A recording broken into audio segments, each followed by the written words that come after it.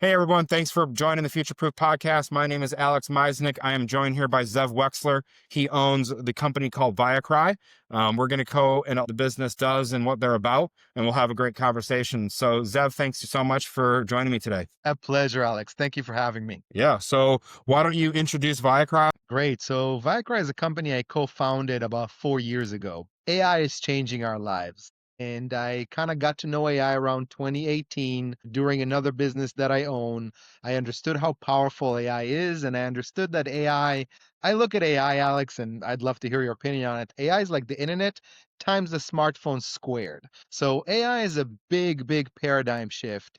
And I believe it's going to change everything we do moving forward. So I founded Viacry with my partner Josh, an incredible technologist, and our goal is three. Number one is to educate people about AI. 99% of people do not understand AI, don't get it. They think they do and they don't. So educating people about AI. Number two is evaluating businesses based on tech stack, processes, personnel, talent, where AI fits in the picture, and it fits in every single business. And then number three is after we do that, we actually build applications. And when I say build applications, there's a thing in the AI industry, there's a lot of wrappers, meaning there's a lot of technologies like OpenAI, and people just do some stuff with the API and say, hey, I have an AI product. So we're training companies and helping companies to build their own AI using open source AI, owning their own data, and building things the way we believe AI should be built. Well, I talked to a lot of cybersecurity companies, and I think you touched on something that's super important. There's a little, not a hype, but a lot of anxiety with them around companies that they either help manage or do security for, that employees are kind of going rogue, using AI tools, putting sensitive information into those tools, and you have no control on where they're going. So you're helping businesses create almost like an in-house product to where they can actually put sensitive information in there and not have it like data leaked and stuff like that. 100%. So, Alex, whether we approve it or not, all people are using AI. All people have AI on their phones, and everybody's sharing information that most of the time they don't need to share with these with OpenAI, with ChatGPT, with Claude, with Gemini, with all of these things. And we actually have companies, Alex, that hire us to go in their APIs and actually share things from their APIs on AI like ChatGPT that is false because some of their employees literally shared their secret sauce. And whether we want it or not, employees are going to use it. So if we want to do it correctly, we need to give them a way that is comfortable, easy, and correct for the business to use AI. If not, they will use AI incorrect. Well, you touched a little bit on how people are using AI right now. Obviously, there's really no wrong way to use AI. There's a more efficient way to use AI to your benefit. What are you seeing that's really the most powerful and impactful way a business can use AI to benefit themselves or their employees? Great question. So, number one is education. Okay. You need to educate your leadership, your teams. They need to understand AI. None of us like to feel stupid, right? So, AI is a very misunderstood topic, and we got to understand it. So, education is number one. And number two is really evaluating where AI fits in our business, where it's high yield, low risk, and every business has that sweet spot for AI. And the third thing is, not to give away your data. Many companies give away their data, and that's just like giving the keys for your future castle. And they don't understand that even if they have an agreement that the company would not sell their data, the data is still being used and now it's being owned by an AI model. So we're really teaching companies these three things: education, evaluation, and then using AI the right way. And I disagree with you a little bit. I think there is a wrong way to use AI. There is a way, there's so many people that don't understand and they share information that should not be shared, just like you said prior. So things that are definitely not supposed to be shared with AIs, things like, proprietary information and those companies' secrets, their clients, all kinds of things that should definitely not be shared with AI, and at least not an AI that is not secured. Yeah, I was thinking more like on a personal level, but like, so with employees, if you're empowering them to use AI, if you have an in-house one, or not even, if it's they're trained well enough to where that they're not going to use sensitive data or proprietary information of your company, what do you think is a good way for a business to utilize AI, but also empower their employees to almost make them more efficient or their job, basically make that employee on steroids? That's kind of how I see they should use AI in their business. There's two different ways to do it. One is if there's any repetitive tasks and things that can be programmed, AI does it much better than people. So there are companies, I just gave a keynote literally an hour ago. And what I shared with people there is most salespeople save about 2 hours a week with AI. The one percenters save 20 hours a week. So you can automate so much. If it's repetitive and has rules, AI does it better. And then something that is really misunderstood, Alex, we should use AI on things that we do best. We should not use AI on things we don't understand or on things we've never had success with. But if you've had success as a company at something with AI, you can basically supercharge that. You can fix X. So if you've never been able to do it, AI is probably gonna, never get to do it faster. But if you have been able to do it, if you've had success, you can use AI to literally grow in ways you've never been able to grow before. And I think in the next 18 months, you're either gonna figure out a way how to use AI well, or somebody else that does will take your business away. So I don't think AI is a question of if, I think AI is a question of how do you use AI better than your competitors? And there's a coin phrase that I love to use. Most of us use AI like using a Ferrari to go deliver pizzas. If you owned a Ferrari, you would not deliver pizzas with it, right?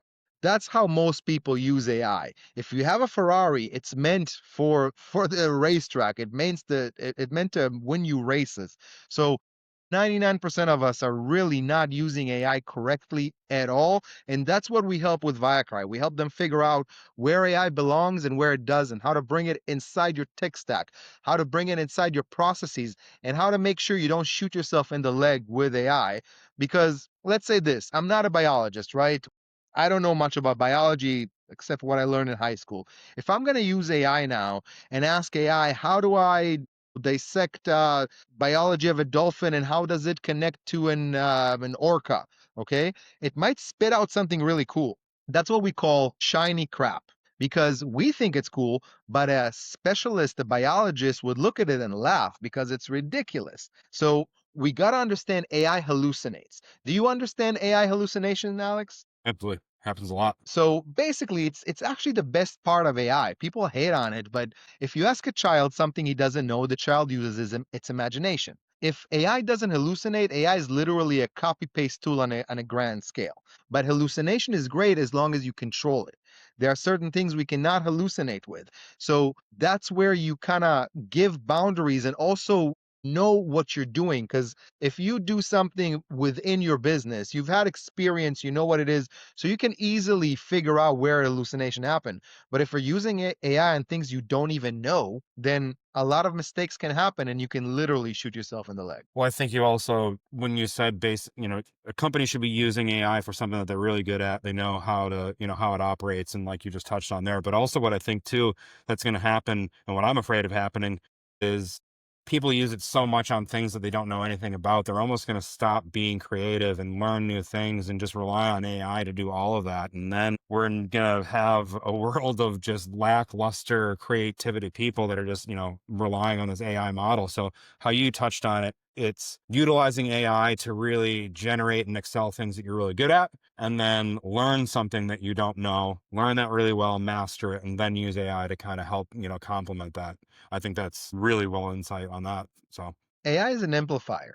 So it can amplify, you being lazy, which is not good. yeah. You and I are both on LinkedIn, and I'm sure you get a lot of emails these days. 90% of the emails sound like the same person wrote them because that same person is ChatGPT or some other AI engine. If we don't give AI something to enhance, AI is going to enhance mediocrity. And I don't want to be mediocre. I want to be great. So that's why you should use AI in a way that enhances what you're best at instead of just, pushing out 1,000 emails that are literally worthless. Yeah. Well, the prompt should be the prompt should be a couple, 3 to 4 or 5 paragraphs of giving it, boundaries, roadmaps, what you want it to do, giving it clarification on how you want it to speak, how you want it to sound. And then it is a lot more, tailored to you. So when someone does read that email or read a post from you, they just don't look at that and be like, okay, they just put in, 3 sentences and told it to give me a Facebook post or a LinkedIn, generated post.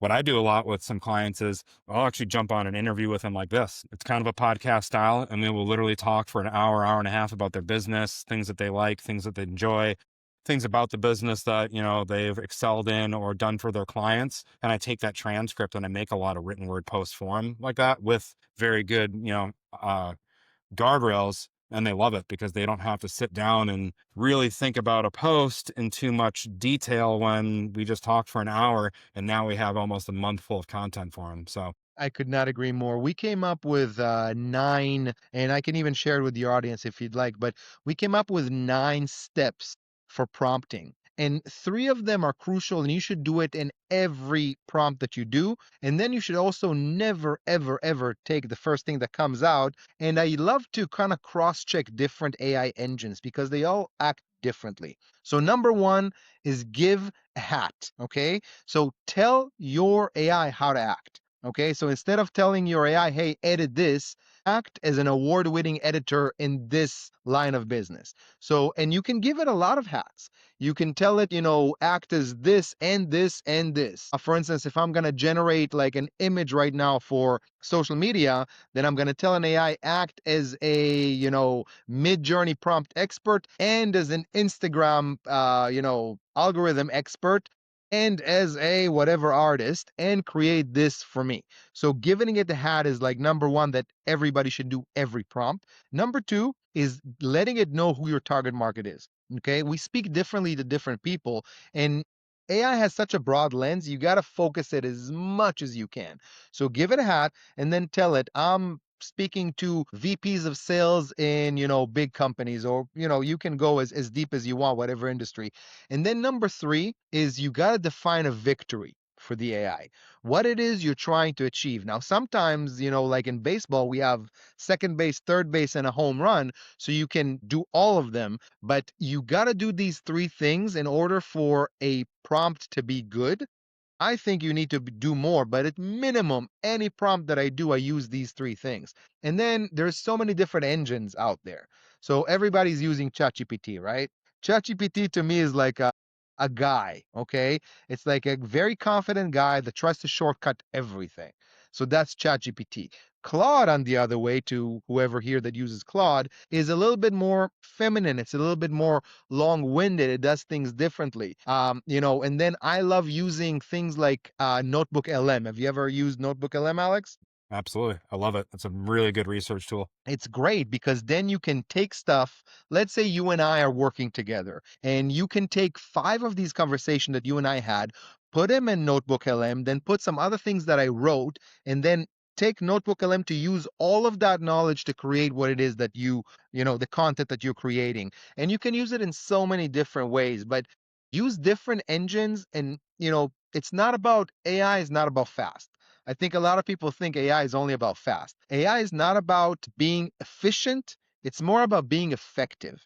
I feel like a lot of people are celebrating that now they can do a lot more stuff that doesn't land. That doesn't interest me.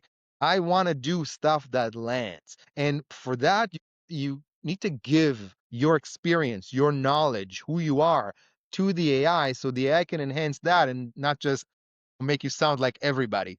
Do you know what an M dash is, Alex? I don't. So I've been doing business in this country for about 25 years. I've maybe seen literally 10, 15 M dashes until ChatGPT came out. M dash is that long dash that ChatGPT creates in every single prompt. Now, if anybody sends me an email with 1 or 2 M dashes, and usually it's like 5, I know it's ChatGPT. I know you didn't read it, so why should I? Okay. Now, have you ever gotten an email recently that says, I hope this email finds you well? Uh, Probably, but I probably haven't opened it or read it. Exactly, because that's how not you write, but ChatGPT. You got to give it your tone. You got to give it examples. So many people use AI just for noise. And, I can barely look at my LinkedIn anymore, even posts now. all look the same and they all have M dashes. Look, a couple of years back, nothing was with M dashes on posts on LinkedIn. Suddenly everything is with M dashes. So people need to iterate and people need to put their voice. If not, we're just all mediocre. Yeah. Actually, I think you touched on Notebook LM. There was one thing that I wanted to talk about that. So I think that one's super powerful. And I wish I had it back when I was in like high school and college and things, because I found one of the most powerful things about Notebook LM is you can put all of the research tools, documents, articles that you're really trying to research, and then you can use it as like a podcast. So you can actually have a talk about that. So if I wanted to go for a 30-minute walk right now, I could listen to a podcast about all the information that I put into it. And because I learn audibly, so I think that was super fascinating when I figured that out. So yeah, that's just one thing I wanted to, I'm say. extremely auditory and I agree with you. And also it's a soundboard. Like when you listen to it, then you are like, does that make sense? Does that not? How do I improve that? And you and I are very similar, Alex, because everything to me is auditory. I learn by listening. So that feature is incredible and it's so good. If people have not tried the podcast feature of Notebook LM, it is just brilliant. Like you literally have two AI personalities, a guy and a girl, discuss your idea at length. Love it. And thank you so much for mentioning it. Yeah, absolutely. So, moving forward with, how Viacry is looking for the next like 1 to 3 years, kind of where do you guys see yourself going? What are you really trying to like, focus on right now? We are really, really focused on helping companies understand their roadmap for the next 18 months. We believe that the next 18 months is kind of, who has it and who doesn't. So we are here to give education to companies, help them create a roadmap, and then also help them build the things forward. We believe that every company is going to have their own AI. They're going to name it something. It's going to have their knowledge base. It's going to have all their leadership knowledge base. It's going to know everything they've done for the past 20 years. And AI with knowledge is power. AI without knowledge is literally nonsense. So, that's how we see the world of AI. It's all about customization, personalization, and owning your own data. There are open source AIs right now. Llama is a great example. Llama is wonderful. Okay. Great, great, wonderful engine. I think a lot better than ChatGPT. And you can literally basically take Llama, okay, take that code and then train it on your own data. And that's how you build your own AI without relying on any third party. Does it take a little bit longer? Yes. Is it worth it? 100% yes. It makes you so much better. It basically creates your own AI. And AI is not like a software, Alex. We need to not look at AI as SaaS. SaaS and AI model do not work together. AI is an intelligence and an entity you bring into your business. The people that are going to do this correctly are going to benefit for the next 20, 30 years. And the people that won't are going to either need to play catch up or are going to lose their business. So that's how we look at the AI world. Do not rely everything on a third party. Take a little bit more time, build your own knowledge base, bring in some really good open source AI, not open AI, but open source AI, deploy it, train it, and now you have literally an entity that's going to work 24/7 for you. No off days, no rest days, no sick days, and it's going to act on your behalf. And we haven't even started talking about agentic AI or CNN's convolutional neural network, which put LLMs to shame. LLMs are one thing, but there's so much to the AI world. LLM, thinking that AI is LLMs, it's like thinking the internet is Gmail. Okay, like there's so much to it. Convolutional neural networks, CNNs, can actually see. So we're talking about everything from driving to medicine to manufacturing to IT. Everything is going to move into AI, and we're just starting, Alex. That's crazy. The fact of where we were even 6 months ago to now is crazy. And I can't, go back 3 to 4 years when you started. I mean, most people didn't even know what AI was. I mean, what ChatGPT came out, what, a year and a half ago, Think maybe? in 2022. Think Yeah. November 2022. So, I mean, yeah, almost, yeah, it's just the way that it's came from then is, astronomical and it's crazy. So what do you see, where do you see me going from now until, and let's just say fast forward in a year, where do you really see AI going for a business and how should they utilize it or think about start utilizing it? Great question. So I think everybody's thinking about, automating some tasks and doing some emails and maybe some posts, but each business, their core will be affected by AI. So For instance, we worked with one of the most famous kind of doorbell companies, and we've developed a CNN, a convolutional neural network, that actually identifies the mood of the person, scans him and sees if he might have any weapons on him. Okay. Like, so there's a threat level right there in the doorbell.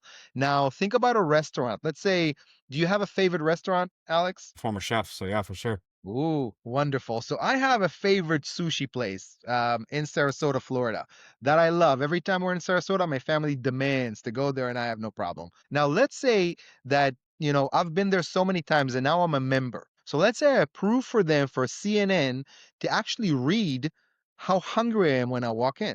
There are technologies right now, Alex, that just by a second watching, you can tell your heart rate, your blood pressure, your sugar, if any organ. So that's medicine. But think about in a restaurant setting, now a waiter can know, "Oh, we should suggest a starter, a main course, and a dessert." Or if someone comes in and they're not that hungry, then you just, suggest something small. Let's say that a supermarket that you go to, let's say I'm I don't know, Sprouts or a Whole Food fan. Now I have a membership. They know all of my favorite products, and there's a bot that leads me to my favorite products instead of wasting all my time in a supermarket. In events, everything that you can think of, we just did a project with a manufacturing company. We saved them 80% of their time. And now we can predict when things are going to go bad. And we can tell a client in advance, hey, in about 3 days, there's a chance that one of the things is going to go bad. Bring your product in. So there's so much to do with AI, and it's all about bringing it inside your processes, inside your core, inside your knowledge, and securing that so you don't give that all away. Well, yeah, and I think that you're bringing it to a whole different level, and where people are not probably thinking about where AI can be utilized. And when you were talking there, I was even thinking about, I'm also in real estate, so trying to get mover predictors on, certain clients and how much what's their chances of selling their home or listing their home, things like that, where AI can look at their mortgage balance and their taxes and when they bought the home, and how what is the percent of chance that they list with you or list with someone else. I think that's And the market. yeah, too. Absolutely. We have a flooring company that we actually developed an AI that literally measures the entire house. So a person comes in and instead of spending all the time, they measure the house. And by recording the conversation previously with the client, we know what preference the client has.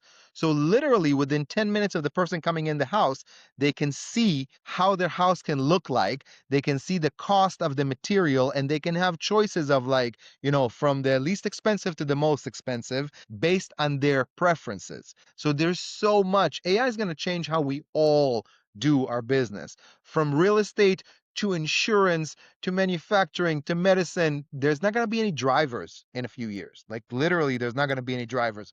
The reason AI has started with emails and posts is that low risk. Okay, if you mess up an email or post, nobody dies. Let's say that right now, with the technology existing right now, Alex, we can reduce accidents by literally 95%. But, humans can have an accident and, hurt another human. That's okay. But God forbid if AI does it. So that's why it hasn't been implemented. But literally, AI drives way better than us. We can reduce 95% of casualties from car accidents with the technology we have right now. It's not being done because of risk and, politics and humans and, opinions. But AI as a technology is going to come into everything.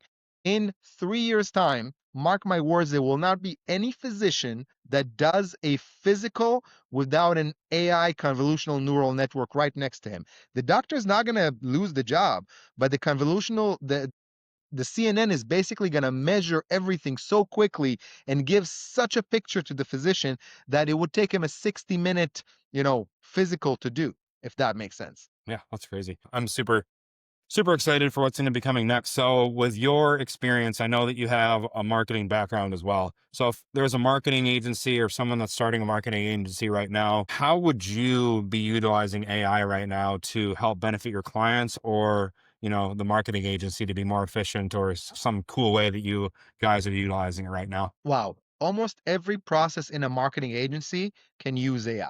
Okay. From the simple stuff that is proposals to editing videos to creating ad spend to creating campaigns, every single thing in I still own an agency even though most of my time is in the AI company. The reason we're now with 12 people literally can do the load we used to do 6 years ago with 50 people. Okay, maybe even more than that. So there's so much that you can do. If you take AI out of my life right now, Alex, I don't know what I'm going to do. Okay. I literally don't know because AI is helping me so much. Think about AI is basically having a team of people. You have a marketing expert, a writing expert, a mathematician, everything like literally within your reach. You still need to be the boss. But now, let's say I'll give you an example of something that I do with marketing with agents. I have an AI a live LinkedIn show, okay, where I invite really cool leaders to come spend time with me. I used to do it either myself or one of my assistants. Now I have an AI that can go on LinkedIn and message you, that can go on email and message you, and leave you a voicemail in my voice exactly the way I used to do it prior. So now I can do it literally X. And now I can reach out to so many more people to be a guest on my show, right? So there is so many ways. Literally every process of my agency has an AI part to it. That's awesome. Now let's go back to, so not everyone owns an agency, not everyone owns a business. Just, a person that is an entrepreneur, an employee at a, employee at a employer. How can they utilize AI to be actually? Let's go back because I heard yesterday I was in a podcast with somebody else that was talking about one of his friends that was told him that he was going to fire his marketing person or like one of the employees on his team, and he asked him like, "Hey, why are you going to fire him?" And he was like, "Well, because he's only working 2 hours a day." And he's like, "Well, why is he working 2 hours a day?" He's like, "Because he's logging off at like noon and like never coming back. I can't get in touch with him." He's like, "Well, what is he doing?" He's like, "We're tracking him and he's using AI to, basically do his job in 2 hours a day when it used to take him 5 hours a day." Now, the whole logistics behind not, telling them and all that stuff is a whole different, part of it. But he's like, "Well, why would you fire your most efficient employee? Like, why don't you bring him in and have him show the rest of your team?" So in that, context, what would you tell a entrepreneur and how they can utilize AI, not effectively, but also, within the guidelines of the business, nothing that's going to, share any type of, proprietary stuff. What could they do to maximize their value to a company? Great question. So first of all, they need to learn. The If you know AI, if you know how to prompt, if you know how to use AI apps, you are so much more valuable in the market right now as an entrepreneur or as an employee. Number two, the example that you just gave, it's a great example. I would take that guy, okay, and I would tell him, listen, I'll pay you more, okay, but at least instead of working 2 hours and like letting the AI do everything, work 8 hours and let the AI do everything. Now you're a way more worth it employee for you. So instead of me firing you, let me be able to reach out to you. But now you can do the work of literally three, four people, and I'll pay you for as such. So instead of like using AI to be lazy, use AI to be more productive. Sure. Okay. So, it just depends on how you use it. But everything that is repeatable, I don't look at my emails anymore at all. Okay. I have my CRMs, my calendars, everything is connected with AI. I get, every morning the AI sends me my schedule. Okay. Like it sends me like who are the important. I educated the AI who is important in my email and in my inbox. For instance, I like to do podcasts. So if somebody like you offers a podcast to me, that's something I'll look at. Yet if it's some person that wants to sell me a service, I'm never going to look at that email. Before I used to do it myself, or really my assistant used to do it, but now it's all automatic. If there's a certain person that you want to be in touch with more, the AI can help you. If there's a certain action that you do all the time that you want to do faster, I'll give you an example with let's say you're a graphic designer. Okay. Back in the day, you needed a few hours just to put anything together. Now, within minutes, you can create a concept. You still need some time to perfect it, but you can create concepts so quickly. Have you ever used Vio 3? No, but I think that's complementary to, there's a couple AI kind of image creators that I use. Even there's a video one that I use as well, but I haven't used that one. No. Vio's the best video one I've found. Vio 3. You can literally make cinema worth thing. So when I saw this, that's why I jumped into AI because an agency and even a sole proprietor or an entrepreneur that does marketing, if he does not get into AI, he will not have a business. AI is not going to take your job, but somebody that understands AI will take your job. So everybody in the industry needs to understand this that, you're either jumping on AI and figuring it out and becoming a 10x, a 5x of yourself, or you don't, and somebody that will take your lunch. Yeah, absolutely. What other than what we just talked about, anything with Viacry that we didn't touch on that's like really important that you guys are focused on, or even in with your marketing agency that you would really want to touch on? Yes. MIT came out with a study, and I think it's pretty accurate. 70+% of AI projects fail. And the reason for that is lack of preparation and lack of evaluation. That's why we changed everything in our company to because we used to build all kinds of apps and AI tools, and we try to solve problems before you even knew about them and give you the solution. But it's all about your own company, your own tech stack. So instead of wasting money and buying another app and buying evaluate. Take time to look within. You would never go to a surgery without doing an x-ray or an MRI, right? Don't put AI in your company without validating, evaluating exactly where AI can help you and not hurt you. Because if you don't do that, what we found and what MIT has found, that 70% of that is wasted. And that is such a great waste of time and money. And I would love to save, all your listeners that evaluate, have a plan before you just bring some AI apps in. Absolutely. So if a company wants to help or have Viacry help them with that, kind of how can they get in touch with you? How can they get in touch with Viacry? What's the easiest way? So, three ways you can go on viacry.com and just, fill out a form and we'll get back to you. I'm on LinkedIn all the time. I literally live on LinkedIn. So, just reach out to me on LinkedIn. I'm on there and we can start a conversation. Or number three is come check out some of our education. You can even ask us to create a class for your company.